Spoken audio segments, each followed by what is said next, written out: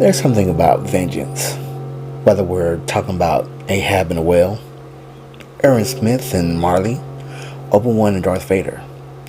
Vengeance is a palpable thing, or when we are wronged. There's no lengths we wouldn't go through to get our justice. However, justice sometimes requires us to give up part of ourselves in order to make the ends justify the means. Here's the reason why this Homelander versus Butcher situation is interesting. Just hear me out.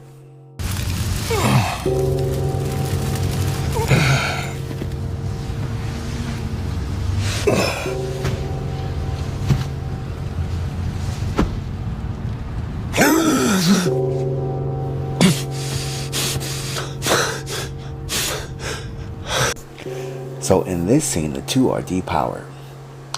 Billy Butcher wakes up like an old man. He has his bearings, but maybe he's a bit loopy. But he gets his bearings just like anybody would. It's just like a day of going to work. However, Homelander, on the other hand, wakes up like a child right before he gets to school. He's relied on his powers way too long. So everything with him comes with a little bit more effort. He's a little bit winded just by getting up. So to put this in video game terms, Homelander has been playing on easy mode.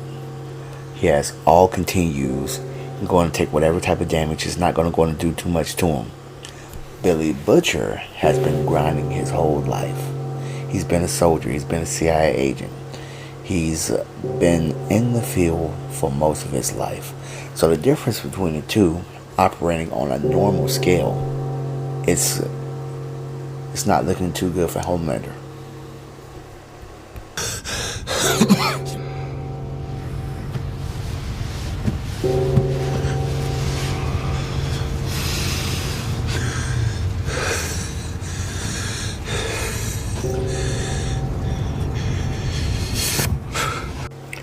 So when the two wake up, the two start on fairly even terms.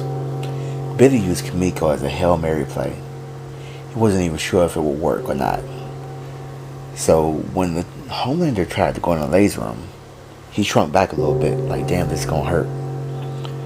But then he lasered him and nothing happened. It was right then and there. Billy Butcher assumed, hey, we're equal now.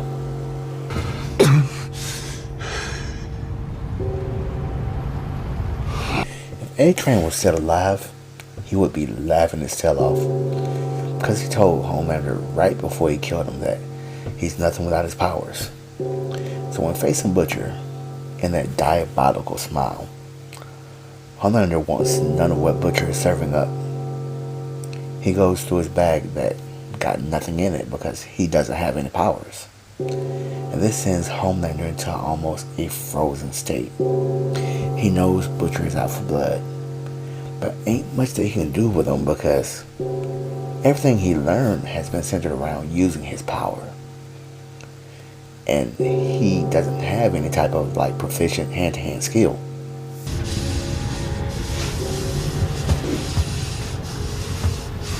Shock and awe, my son.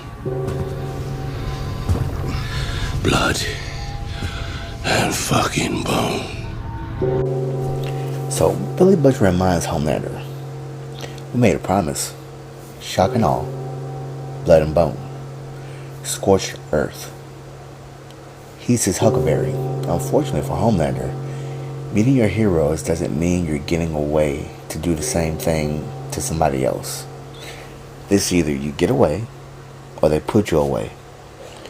I believe Butcher made that very clear.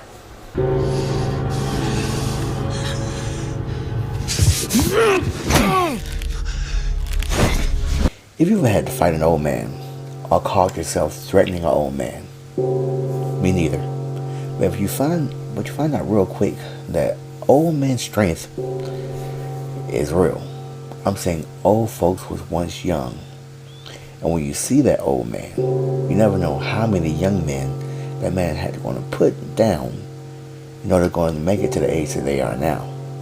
So when Homelander swings for the fences and gets grabbed by a now stronger, more experienced man, like I said, it's enough to make you want to cancel your struggle. Because if you struggle a little bit more and you manage to go ahead and successfully defend yourself, you may enrage the person that's already beating your tail. And that person beating your tail may be forced going to crank it up a notch. And you can't even deal with the notch that you have right now. What you going to do when they go ahead and crank it up a notch? So you freeze. You take whatever type of thing that they're going on. You take whatever type of beatings and punches that they're going to give to you, and hope to God that they call it a day. Because if they don't, oh my God.